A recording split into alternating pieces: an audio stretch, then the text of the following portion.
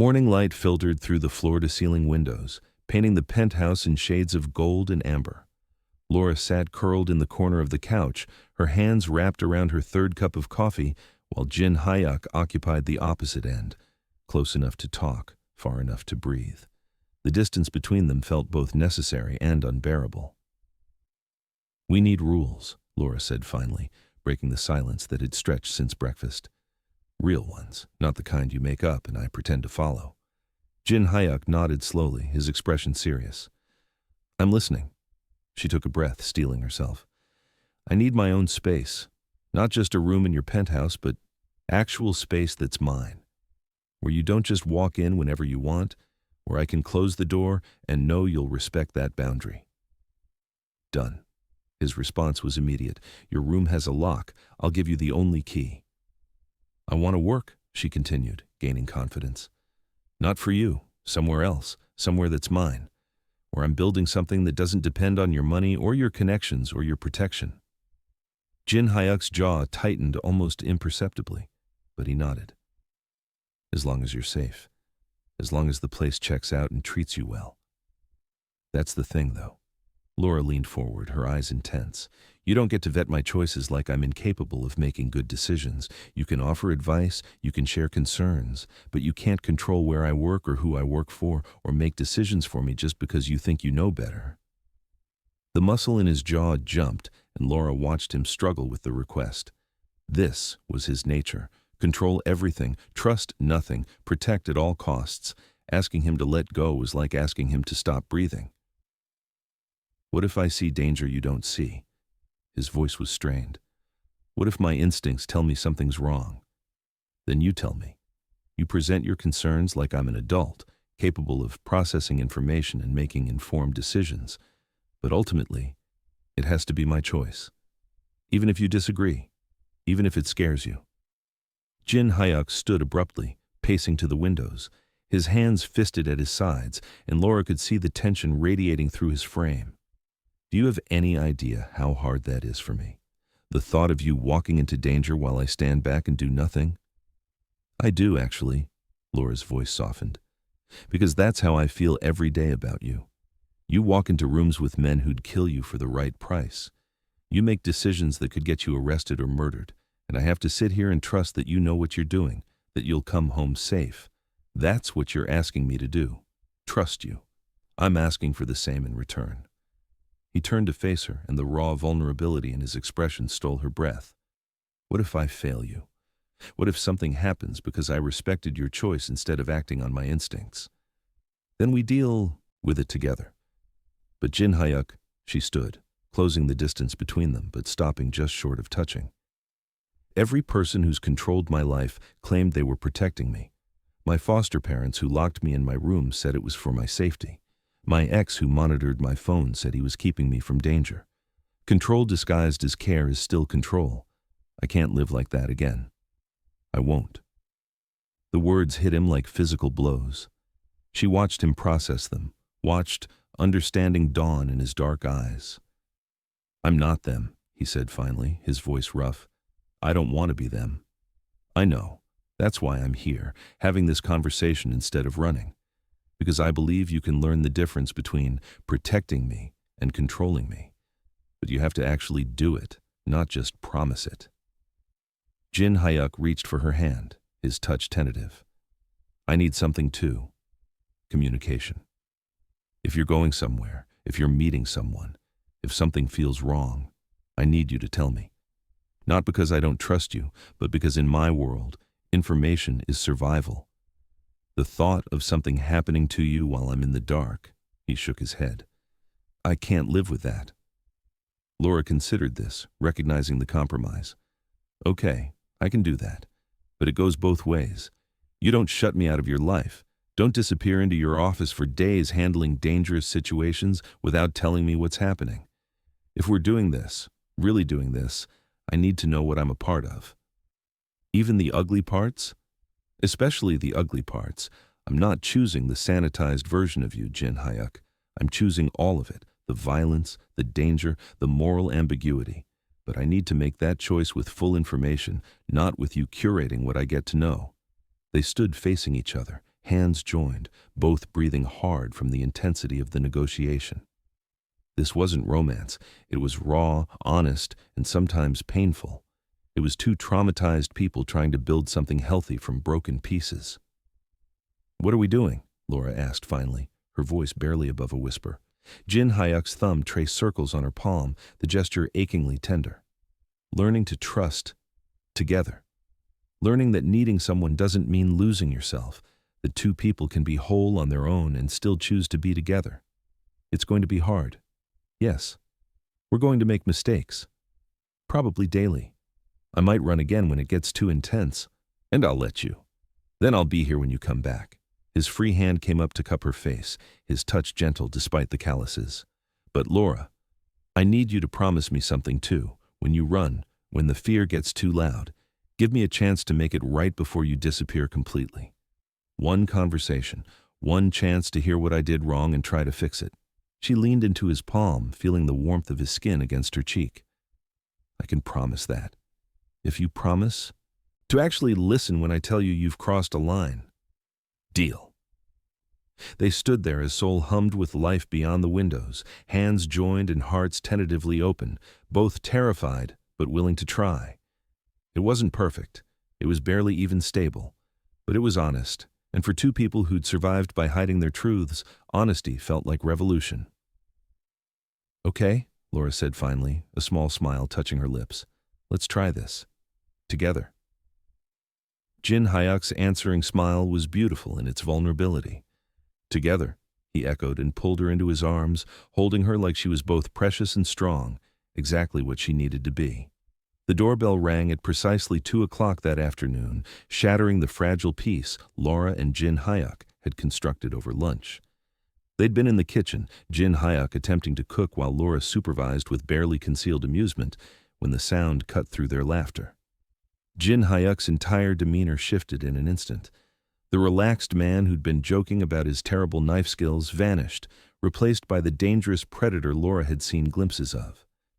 His hand moved instinctively toward his waist before he caught himself. "Stay here," he said quietly, already moving toward the foyer. "Jin Hyuk, please." The word stopped her, not a command, but a genuine request born from concern. "Just until I know who it is." Laura watched from the kitchen doorway as he checked the security feed, saw his entire body go rigid. When he spoke, his voice was ice. "It's David Chen." Her stomach dropped. She'd completely forgotten about David in the chaos of the past 24 hours, forgotten that she'd given him her number, forgotten the dinner invitation she'd accepted out of spite and desperation. "I'll send him away," Jin Hyuk said, his hand on the door handle. "No." Laura moved forward, her heart hammering. "I should talk to him. I owe him that much." The look Jin Hyuk gave her was pure anguish, but he stepped aside. When he opened the door, David stood in the hallway with a bouquet of flowers and concern written across his handsome features. "Laura," relief flooded his expression when he saw her. "Thank God. I've been calling for 3 days. When you didn't show up for dinner and then didn't answer your phone, I thought—" He stopped, taking in the domestic scene. Laura in comfortable clothes with damp hair, Jin Hyuk standing possessively close.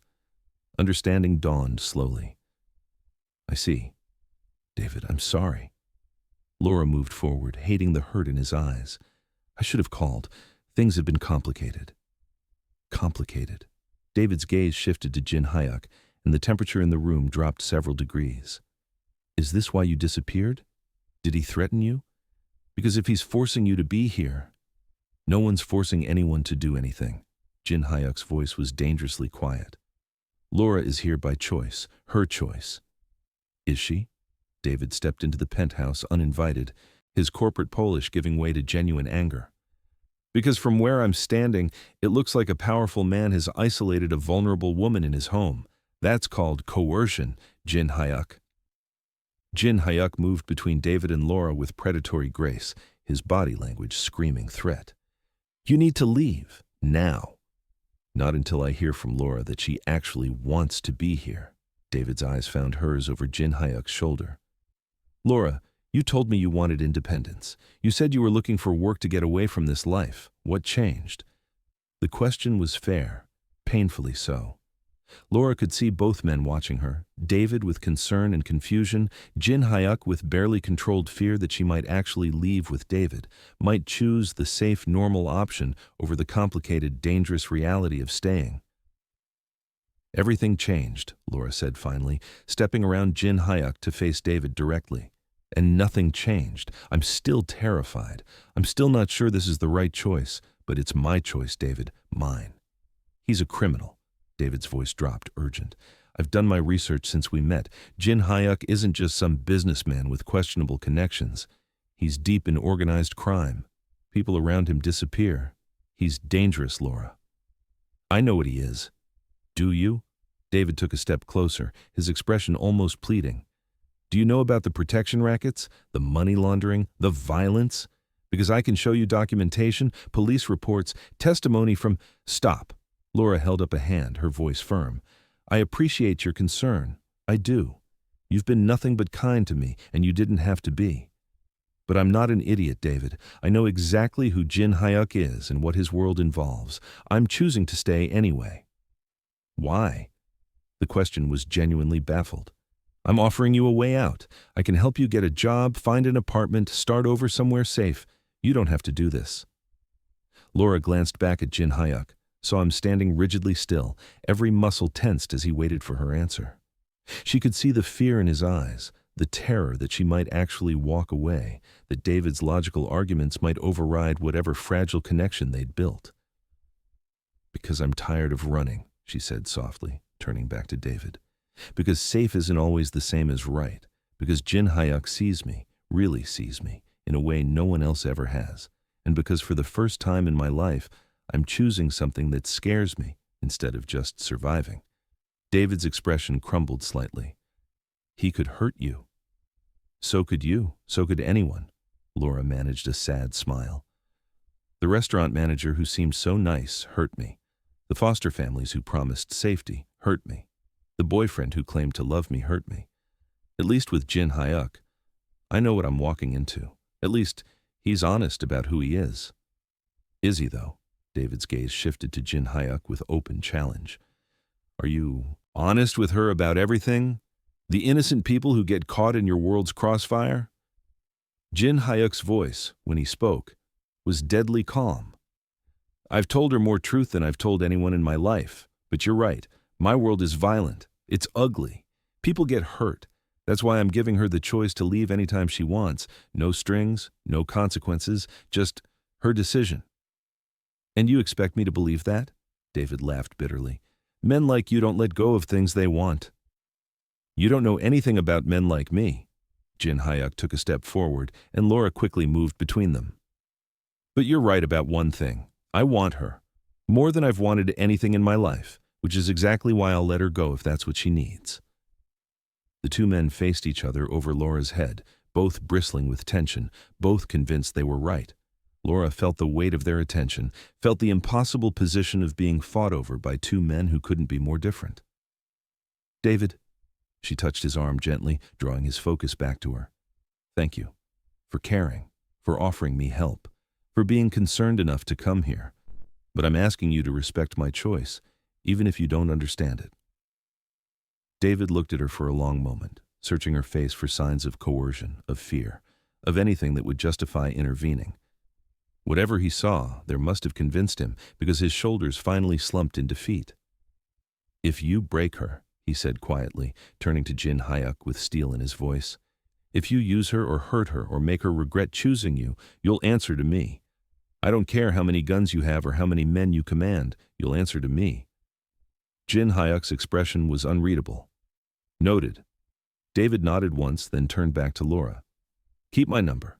If you ever need anything, anything at all, you call me. Promise me. I promise. He handed her the flowers he'd been holding, their bright colors absurdly cheerful given the tension crackling through the room. Then he left, the door closing behind him with quiet finality. The silence that followed was deafening. Laura set the flowers on the entry table and turned to find Jin Hyuk watching her with an expression of wonder and disbelief. You chose me, he said finally, his voice barely above a whisper. Laura crossed to him, placing her hands on his chest, feeling his heart hammering beneath her palms.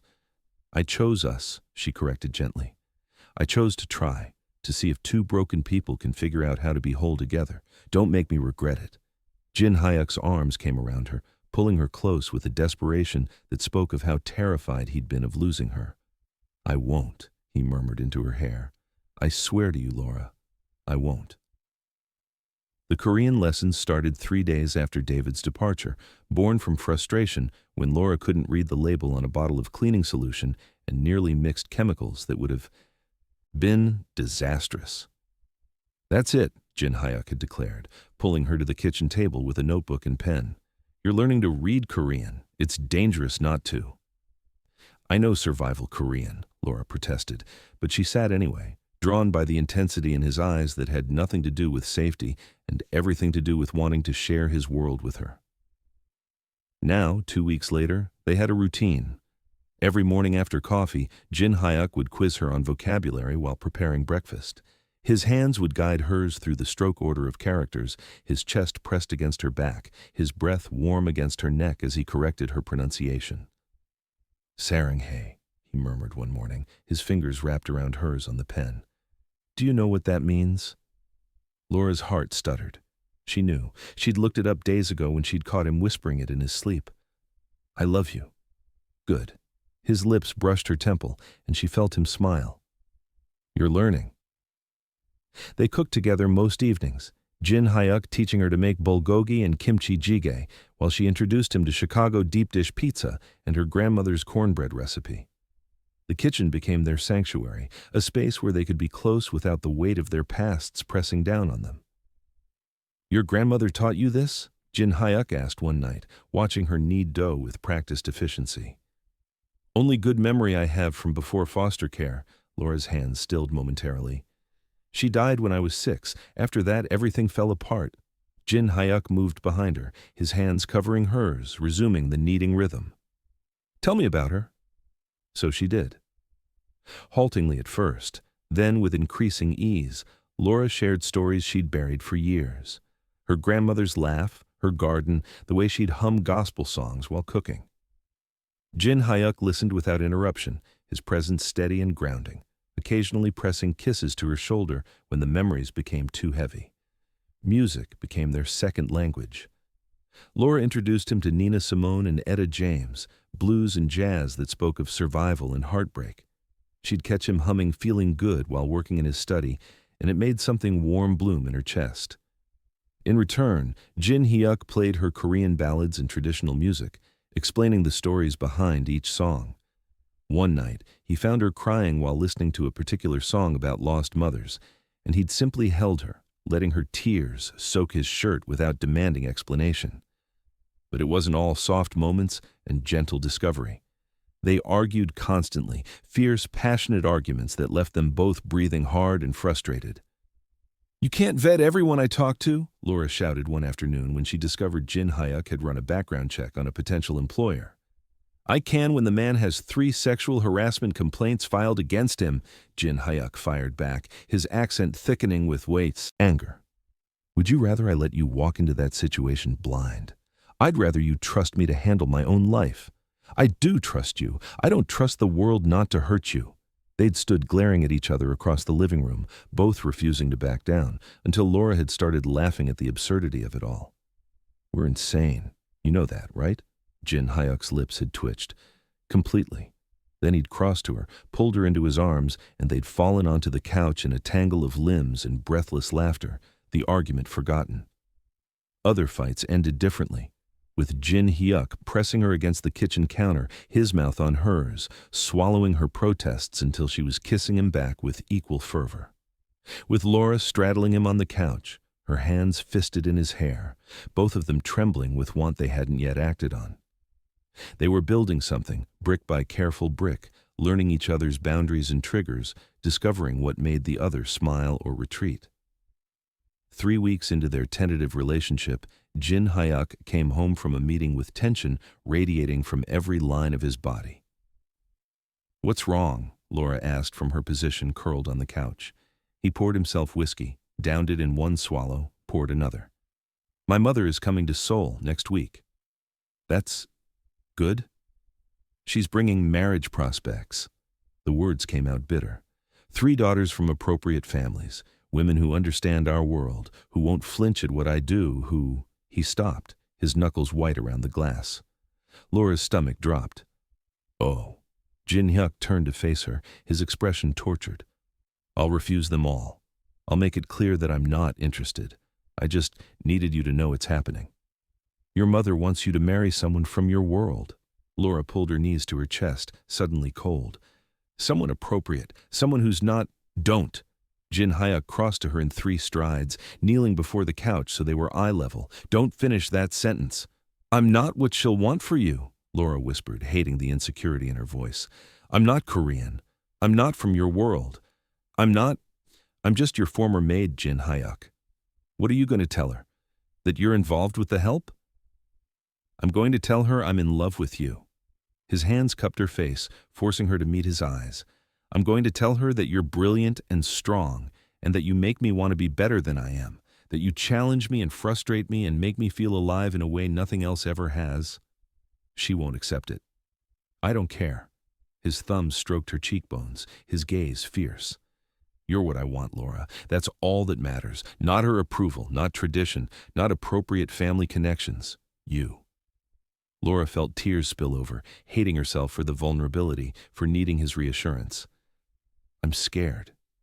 So am I. Jin Hyuk pressed his forehead to hers. But we'll face it together. That's what we promised, remember? Together.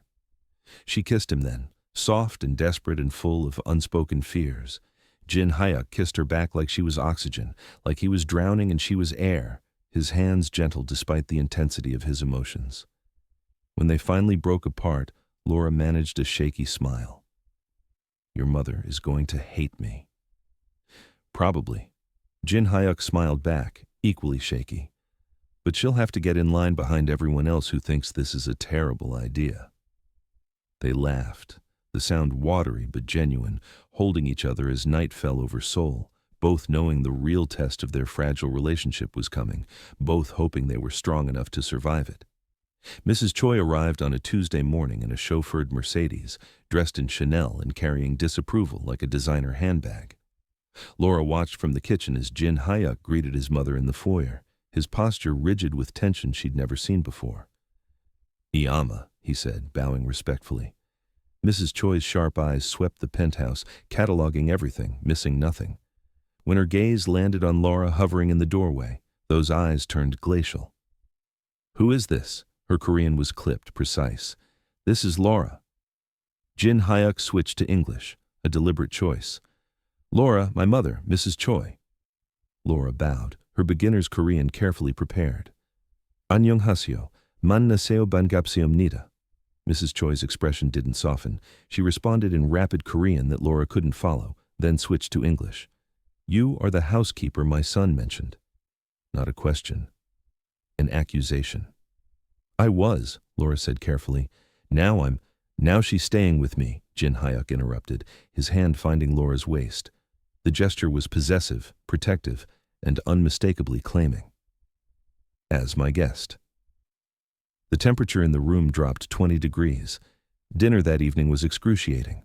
Jin Hyuk's younger sister Minji had arrived with their mother, a beautiful 24-year-old who worked in fashion and seemed genuinely curious about Laura rather than hostile.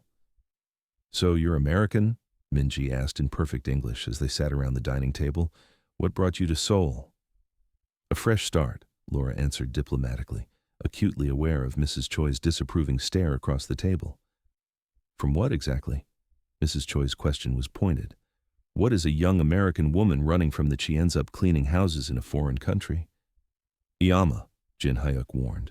It's a fair question. Mrs. Choi dabbed her mouth with her napkin.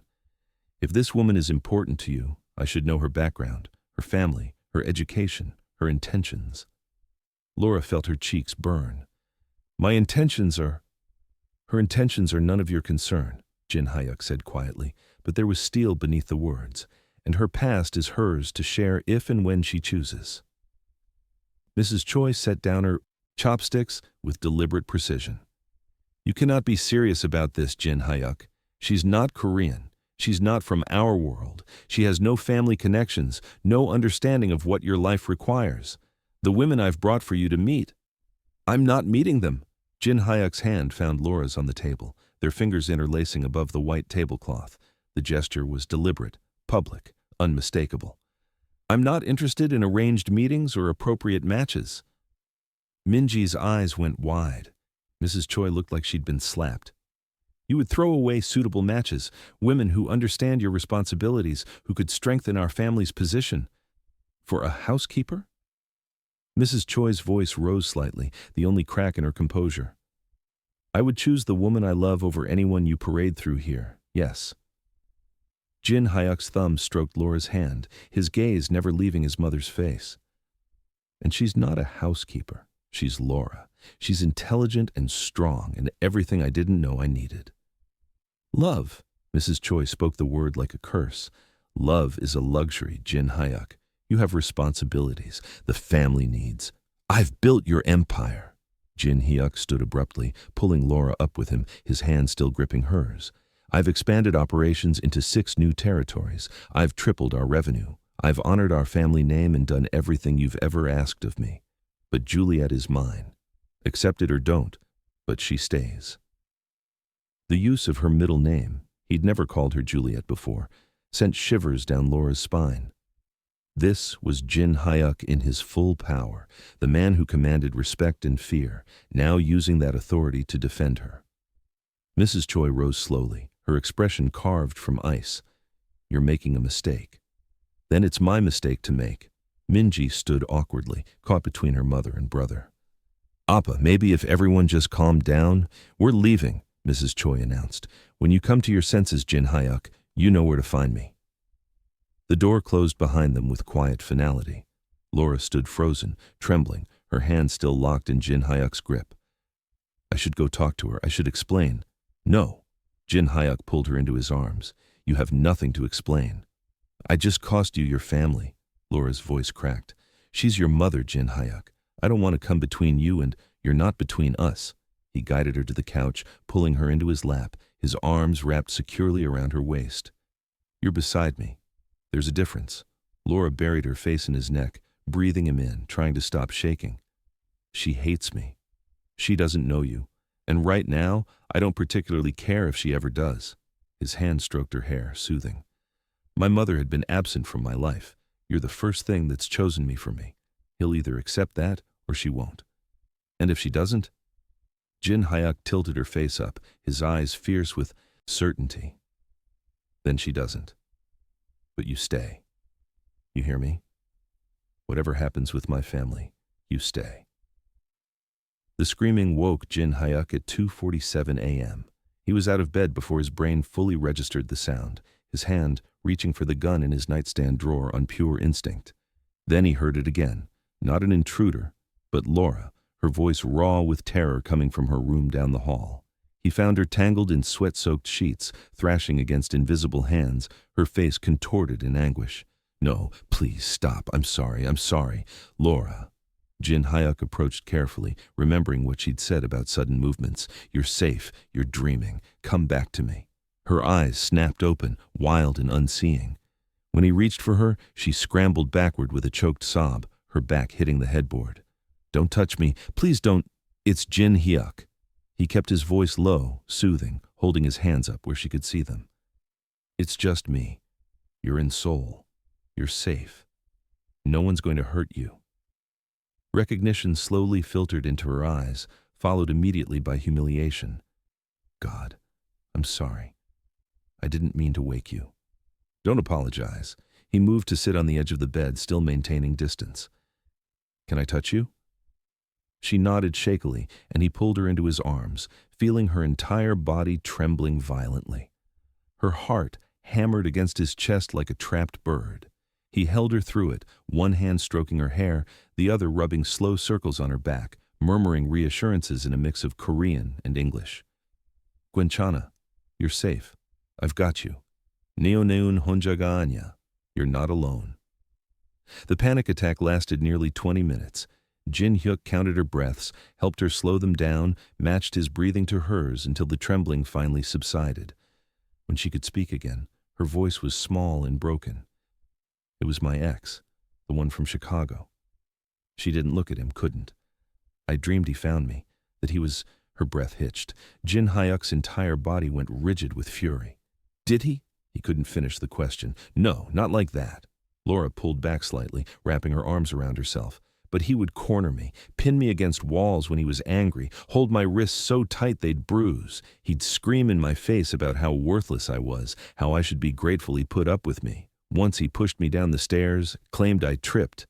The rage that coursed through Jin Hyuk was white-hot and murderous, his hands fisted in the sheets to keep from putting them through the wall. Give me his name. Jin Hyuk, his name Laura. His voice was deadly calm. I can have people in Chicago within 12 hours. No. She grabbed his face, forcing him to look at her.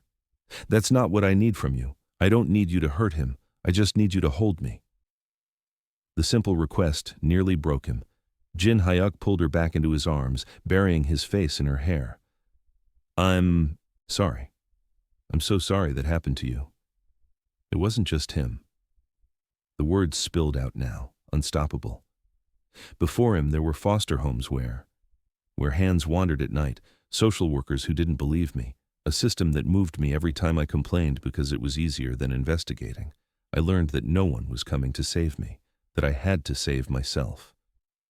Jin Hyuk felt something crack in his chest. You were a child. I was alone. She was crying now, silent tears soaking his shirt. I've been alone my whole life, Jin Hyuk. Even in rooms full of people, I've been alone, learning to need no one, trust no one, rely only on myself. And then you, her voice broke. You make me want things I promised myself I'd never want again. Like what? Safety, partnership, someone to come home to who actually wants me there. She looked up at him, her eyes red and vulnerable. It terrifies me how much I'm starting to need you. Jin Hyuk cupped her face, his thumbs wiping away tears. I can't erase your past. I can't undo what they did to you or take away the nightmares. But I swear on everything I am, Laura, I will make your future safe. I will never give you reason to fear my hands, never make you feel small or worthless or alone. I'm starting to believe you, she whispered, and the wonder in her voice nearly destroyed him. Jin Hyuk shifted them both down into the bed, pulling her against his chest. Sleep. I'll stay right here. Promise? Promise. Laura's breathing eventually evened out, but Jin Hyuk stayed awake until dawn, holding her close, silently vowing that anyone who'd ever hurt her would answer for it eventually. But for now, she just needed him to be gentle. So he was. Laura mentioned it casually over breakfast, not thinking it would be a problem. I'm meeting David for coffee this afternoon. I owe him a proper goodbye. The fork in Jin Hyuk's hand stilled halfway to his mouth. When he looked up, his eyes had gone dark and dangerous. Why? Because he deserves closure. He was kind to me when he didn't have to be, and I disappeared without explanation. Laura kept her voice calm, reasonable. It's the right thing to do. Jin Hyuk set down the fork with careful precision, his jaw clenching so hard she could see the muscle jump. No, that wasn't a request for permission. Laura. He stood abruptly, pacing to the windows, his hands fisting at his sides. She could see him fighting himself, could see the war between his possessive instincts and the promises they'd made about trust and autonomy.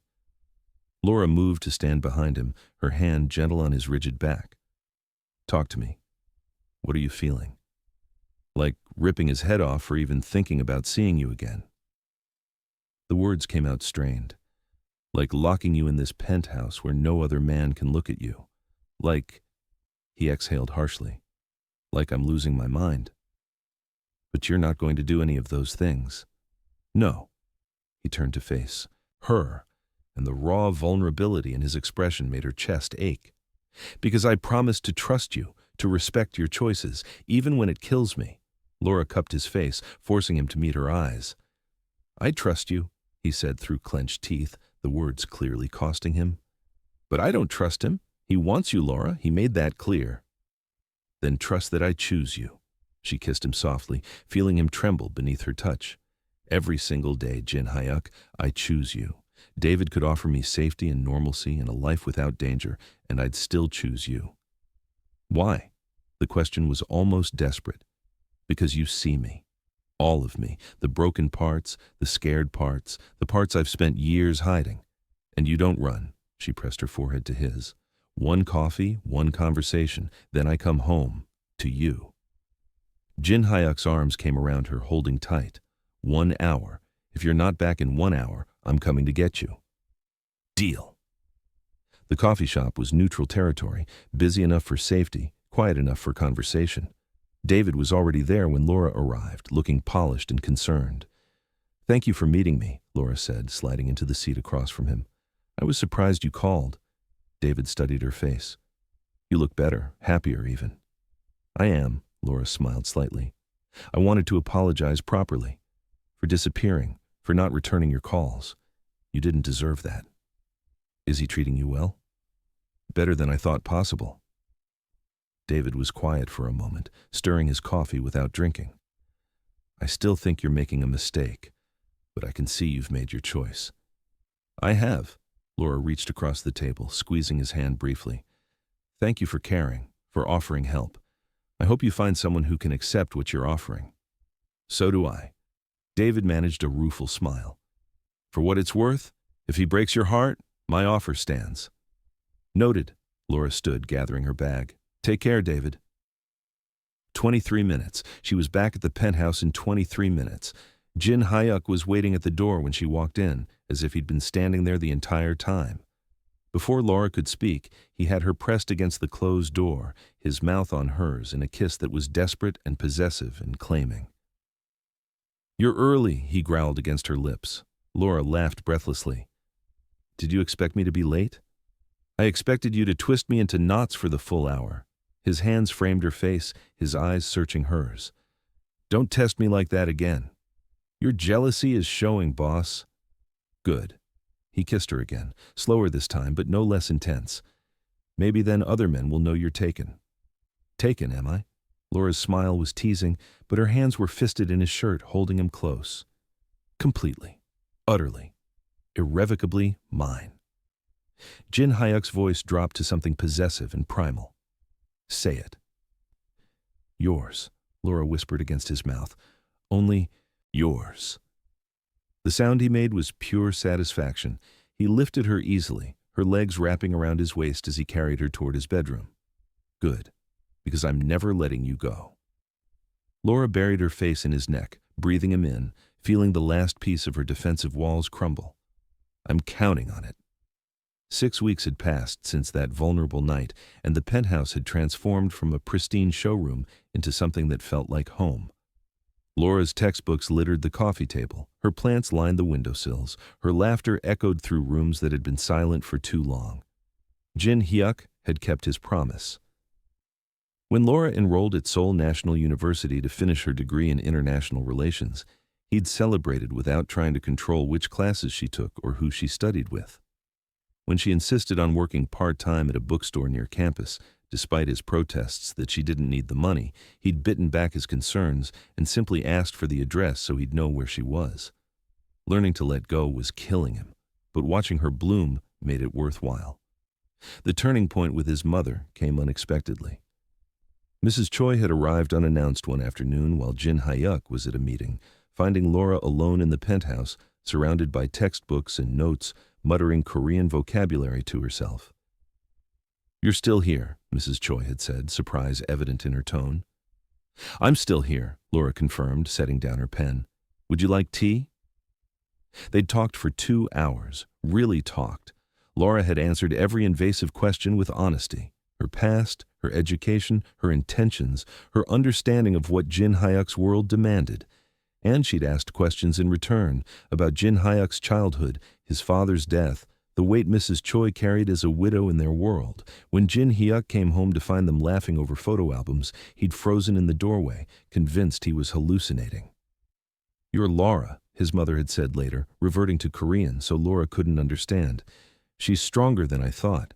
She doesn't love you for what you can give her. She loves you despite what you are. A pause. That's rare. Don't lose her. Now, as sunset painted Seoul in shades of gold and amber, Jin Hyuk sat on the balcony with his laptop while Laura studied beside him, their feet intertwined beneath the small table. The evening was warm, the city humming with life below them. Laura looked up from her economics textbook, studying his profile. "Do you ever regret choosing someone so difficult?" Jin Hyuk immediately set aside his computer, pulling her from her chair into his lap. "Never, not for a single moment. I come with nightmares and trust issues and a pathological need for independence." She traced the line of his jaw. "I'm not easy to love." "You've made me human again," he said quietly, his hands settling on her waist. "Before you, I was just surviving, going through motions, building empires, but never actually living. You reminded me what it feels like to care about something more than control." Laura smiled against his neck, breathing him in. "And you've made me feel safe for the first time in my life. Really, truly safe. Not because you protect me from everything, but because you give me space to be strong while knowing you're there if I fall."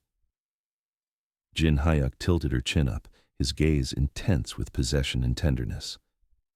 "You are mine, Laura, not as a possession, not as something I control, but mine the way the ocean is mine when I swim in it, vast and powerful and capable of drowning me, but I dive in anyway. And you are mine," she whispered back, "my safe harbor, my home, completely." Their kiss was slow and deep, a promise renewed with every touch. Two broken people who'd spent years surviving alone had found something neither expected: wholeness in each other's damaged pieces, strength in shared vulnerability, home in unexpected arms. Below them, Seoul glittered with possibility. Above them, stars began to emerge in the darkening sky. And between them, wrapped in each other's arms on a balcony overlooking the city, two hearts beat in synchrony, damaged but healing, guarded but open, finally at peace. "Sarangi," Jin Hyuk murmured against her lips. "I love you too," Laura whispered back, "always." The city stretched endlessly before them, full of danger and beauty and infinite tomorrows. But for now, this moment, this perfect, imperfect moment, was enough. They were enough. Together, they were finally enough.